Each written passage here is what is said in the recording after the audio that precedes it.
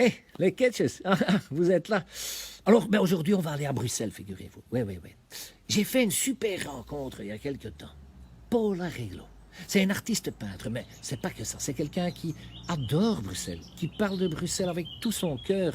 Et elle peint d'ailleurs des personnalités qui ont fait l'histoire de Bruxelles.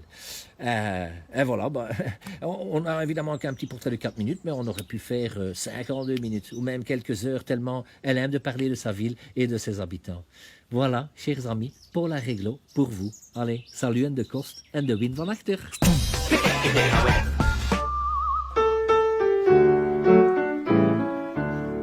Brussel het mij net gestolen, mij als trotjes op en nee.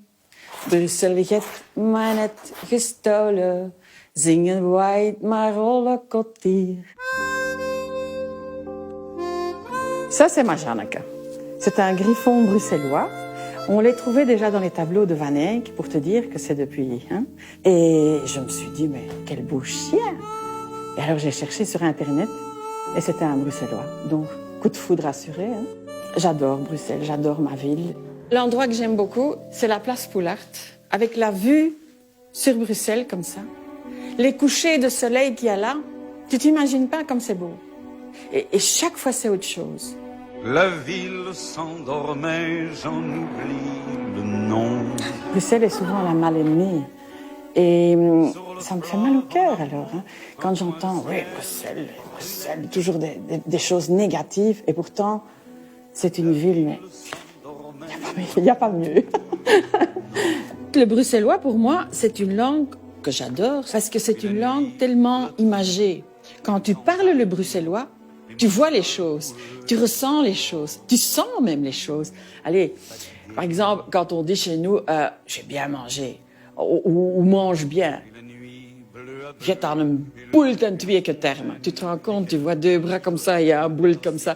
Tu sais que la panse, elle est remplie et que tes bras sont plus courts. C'est des trucs comme ça. Et c'est une langue tellement colorée et optimiste, je trouve. J'ai commencé par l'abstrait et puis j'ai essayé des portraits et j'ai été à l'Académie des Beaux-Arts de Bruxelles, rue du Midi, avec des profs qui te laissent la liberté. J'aime ce qui est grand. Et alors, ils m'ont jamais dit, tu peux pas. Ils m'ont laissé faire. J'ai commencé très grand, en fait. Jacques Brel, oui, bon. Moi, j'ai fait parler mon cœur. J'ai pas réfléchi. C'est quelqu'un qui nous a portés dans le monde entier. J'écoute souvent sa musique dans mon atelier et c'était une évidence de le peindre. Et lui, je l'ai vu en bleu, aussi parce que peut-être les marquises, la fin de sa carrière qui était quand même peut-être pour lui très compliquée et tout ça, donc ça m'inspire ça.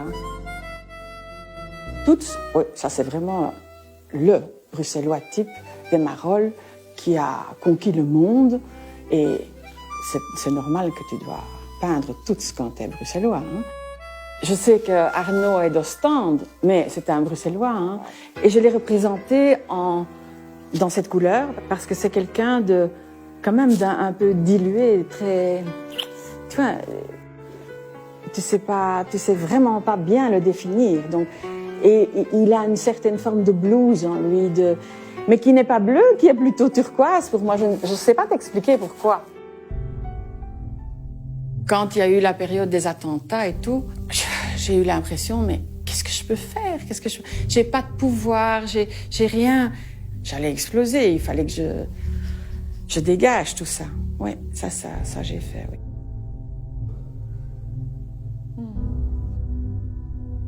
Et tous ces gens qui sont morts, blessés, ça te touche quand même. Voilà.